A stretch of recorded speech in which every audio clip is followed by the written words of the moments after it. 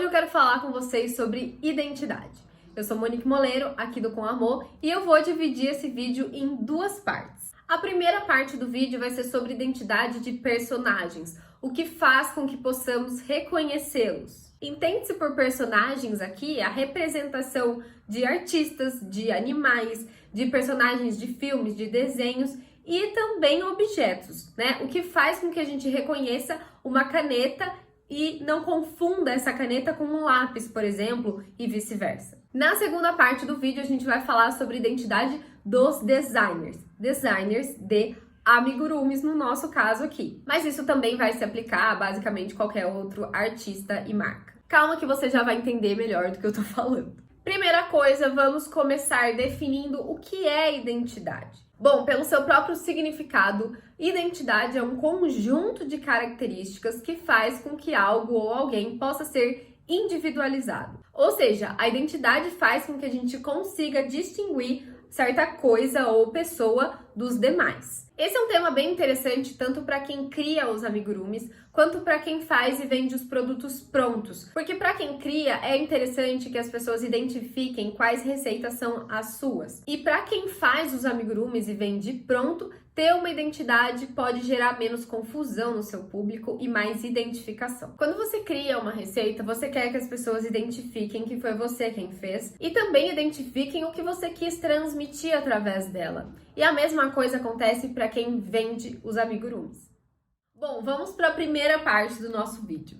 Você já passou pela experiência de olhar um amigurumi e não saber direito, por exemplo, que animal que era? Tipo, isso aqui é um cachorro ou é um urso? É um gato ou uma raposa? Eu já passei por isso, já vi alguns amigurumis desse jeito ou desenhos e a sensação que gera é de confusão. É um certo ruído entre a mensagem que a pessoa quis transmitir e a mensagem que de fato chegou nas pessoas que estão ali vendo. Isso gera confusão porque você não entende de forma clara o que é aquilo ali num simples olhar. Uma coisa que é bem comum para quem faz encomendas, por exemplo, é mudar as cores originais da receita, né? E as cores podem ser fundamentais, dependendo do projeto, para a gente identificar que animal é e qual não é. Por exemplo, um panda. O panda, no fim das contas, ele é um urso, ele tem um formato de urso. Se a gente troca a cor de um panda e coloca uma cor marrom, aquele amigurumi vira simplesmente um amigurumi de urso. Isso porque, para ser um panda, ele precisa necessariamente de um padrão específico de cores. E perceba, no caso do panda, não é a cor em si, é o padrão de cores que ele tem. Se você fizer um panda e trocar, por exemplo, a cor preta por rosa, você ainda consegue identificar que aquilo é um panda, porque não é a cor em si, é o padrão que ele precisa ter. É o preto nas orelhinhas, aqui no olho, os braços, as pernas, aí tem uma mancha aqui no pescoço também, mas não é a cor em si, é esse padrão de onde tem diferença da cor. Então, a questão da identidade, da gente reconhecer que é um panda, é um conjunto de características. E esse conjunto vai variar de personagem para personagem. Seja esse personagem, né, algum artista representado, ou um personagem de filme mesmo, um objeto ou um animal. É o conjunto de características que faz com que a gente reconheça cada personagem. Para ilustrar melhor, eu quero contar para você dois casos que aconteceram recentemente comigo. O primeiro deles é sobre a minha versão da Zaya, que é essa abelhinha aqui, criada pela Bia. Antes que vocês comecem a perguntar onde tem a receita e etc., tem todos os links aí na descrição para vocês, tá? A questão é que eu queria fazer a minha versão de uma forma diferente. E me veio a ideia de fazer ela toda em tons de rosa, até para usar fios que eu já tinha em casa. Mas aí eu entrei em um certo dilema.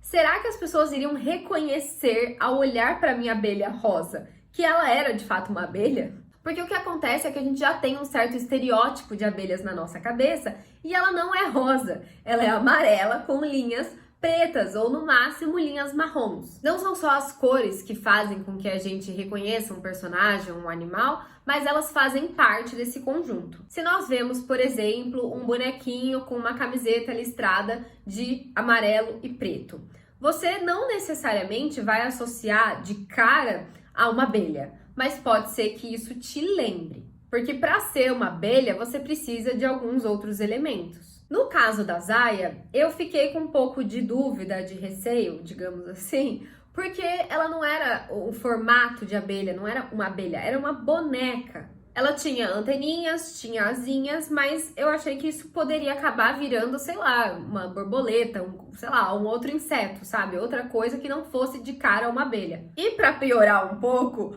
o vestido original que a Bia fez, ele tem as listras verticais, que não é o que tá no nosso padrão de abelha na cabeça, né? Então, no fim das contas, eu decidi manter a minha ideia de fazer a abelhinha rosa, mas eu fiz adaptações no vestido. Ao invés de seguir a receita original e fazer com as listras verticais, eu adaptei para que elas ficassem na horizontal, porque eu achei que iria lembrar mais uma abelha. Além disso, a minha ideia original era fazer tudo com tons de rosa, mas eu cedi e coloquei as linhas pretas para que também lembrasse mais o animal original. E eu queria muito trazer esse caso aqui pro canal, porque é algo interessante da gente pensar sobre. O que caracteriza cada coisa, cada animal, cada personagem, cada receita, para que isso fique claro para nossa audiência, o que a gente está querendo representar. E assim, para quando alguém olha o nosso trabalho, essa pessoa não tenha dúvidas do que a gente quis fazer, do que a gente quis representar e transmitir. O segundo caso que eu quero contar aqui é sobre esses pepinos de papel que eu fiz para uma foto. Para você ver que um pepino, um simples pepino, pode gerar confusão. O que eu fiz foi cortar ali os papéis verde e os papéis branco para as sementinhas, mas na minha primeira tentativa, o que eu fiz foi simplesmente distribuir as sementes no meio ali do pepino. E quando eu olhei, ainda bem que eu não tinha colado ainda, eu observei que parecia que alguma coisa estava estranha. E fazendo essa pergunta do tipo, o que é que tá estranho? Eu percebi que ele mais estava parecendo um limão do que um pepino, que era o que eu queria representar. Nesse caso, a gente também tem um contexto da foto, que seria a flaminga com um pepino no olho e uma touca de banho e a toalha e tudo mais. Então você tem um contexto relax, self-care e tal. Então, provavelmente as pessoas iriam olhar e iriam enxergar um pepino ali, porque você tem um contexto, né? Mas, mesmo assim, isso também poderia gerar uma certa confusão, uma certa estranheza, por mais que as pessoas não conseguissem identificar conscientemente o que é que estava estranho. E eu não queria gerar essa confusão nas pessoas. Então, o que eu fiz foi pesquisar por pepinos, fotos de pepinos, para eu entender o que é que estava estranho, como fazer com que aquele pepino parecesse mais um pepino do que um limão. E aí eu percebi que as sementes do pepino, elas ficam meio que agrupadas em 3 partes. Então foi isso que eu fiz. Ao invés de simplesmente distribuir ali no meio, soltas aleatoriamente, eu agrupei as sementes em 3 conjuntinhos e o resultado ficou muito melhor e muito mais parecido com o que eu queria representar. Então olha que interessante, né? Como até um pepino pode ser problemático e a gente precisa perceber o que faz dele um pepino e não um limão. E se alguém percebesse, né, ali na foto, se eu deixasse como um limão e na foto alguém percebesse que tá aparecendo um limão, isso gera ruído, porque não faz sentido a flaminga tá com um limão nos olhos, entende? Gera muita confusão e a mensagem que eu queria passar não ia estar clara e não ia ser a mensagem que eu queria. Então a gente precisa ficar atento a esses detalhes quando faz os nossos amigurumis ou, no caso, um cenário de uma foto. As cores, o padrão das cores, posição de elementos, tudo isso pode ajudar ou atrapalhar a mensagem que a gente quer passar. Agora vamos falar sobre a identidade dos designers de amigurumis. Porque depois da primeira parte do vídeo, você pode pensar, se um panda tem sempre o mesmo padrão, ele tem que ter sempre o mesmo padrão de cores, então todo panda vai ser igual. E na verdade não. Existem vários elementos que a gente pode mudar ou agrupar para criar a nossa própria identidade. Um ótimo exemplo disso é um projeto em que eu participei no ano passado que chama os 7 Mares da Criatividade. Eu e mais 10 designers fomos desafiadas a criar um amigurumi pirata em segredo. A gente não podia compartilhar entre nós o que a gente estava criando, porque a ideia era justamente todo mundo criar secretamente e revelar junto no mesmo dia, para que a gente visse o que ia ser de diferente, o que ia sair igual e tudo mais. A gente queria fazer esse experimento. O resultado foi que cada designer criou um pirata muito diferente um do outro, com a sua própria identidade. E parênteses aqui, eu sei que vocês vão perguntar das receitas, todas elas são receitas gratuitas, vou deixar o link de todas na descrição do vídeo. Bom, e aí você pode perceber o que faz com que a gente reconheça um pirata em todos esses projetos. São vários elementos. Os piratas, eles podem ter perna de pau, um braço com um gancho, lenços, eles podem ter brincos, cintos, bigodes, roupas listradas, o tapa-olho, enfim, são vários elementos que podem fazer com que a gente reconheça um piratinho ali. Então, é claro que várias dessas características se repetem entre esses 11 piratas, porque afinal a gente precisava que as pessoas olhassem e identificassem que eram piratas. Mas a forma de fazer cada detalhe, o conjunto desses detalhes e tudo mais, foi muito particular de cada designer que criou o seu pirata. Então a identidade aqui é um conjunto de características específicos de cada designer e de cada marca. E há também o conjunto específico de identidade de cada personagem, animal, como a gente conversou anteriormente, para que as pessoas reconheçam esse personagem, para que ele também seja reconhecível pelas outras pessoas. Talvez agora, se você não cria receitas, você se pergunte se tem como você ter uma própria identidade mesmo não criando. E sim, tem como. É possível fazer isso e, inclusive, você deve fazer. Ter e pensar em uma identidade é muito importante para sua marca, porque justamente pode fazer você se destacar no mercado.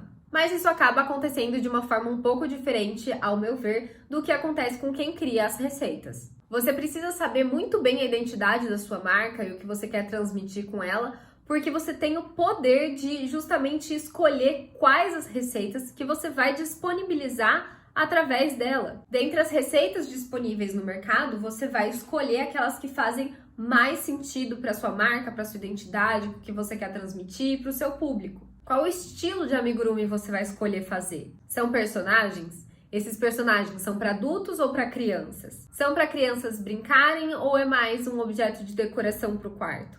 Quais as cores que você utiliza na sua marca? E que outros elementos, acessórios, detalhes que você também gostaria que fossem a sua marca registrada? Deu para pegar a ideia? Então, existem estilos mais clássicos, mais modernos, mais neutros, mais coloridos, e eles acabam sendo bem diferentes entre si. Cabe a você entender e escolher qual faz mais sentido para sua marca e depois também determinar as receitas que vão fazer mais sentido nesse contexto todo. É dessa forma que o seu trabalho vai ficando mais uniforme e coerente com a mensagem que você quer transmitir para o seu público em específico. Afinal, uma marca não pode ser como o Kevin do filme O Fragmentado, com 23 personalidades diferentes. A gente precisa escolher. Se você quer saber mais sobre o assunto, sobre essas características que fazem com que o seu trabalho seja reconhecível, eu lancei um e-book para te ajudar nessa jornada de definir a sua. Lá eu listo várias das características, falo sobre elas, dou exemplos, tem exercícios práticos também, então tá muito legal, completo. O material, inclusive, tá lindo para que a sua leitura seja muito gostosa. O e-book pode ajudar tanto quem cria receitas quanto quem quer criar uma marca com produtos físicos, mesmo não criando receitas. O link para o e-book tá na descrição do vídeo com um cupom especial para vocês. Espero que esse vídeo tenha te ajudado. Se você gostou do assunto, não esquece de curtir o vídeo e se inscrever aqui no canal. Um beijo e até a próxima!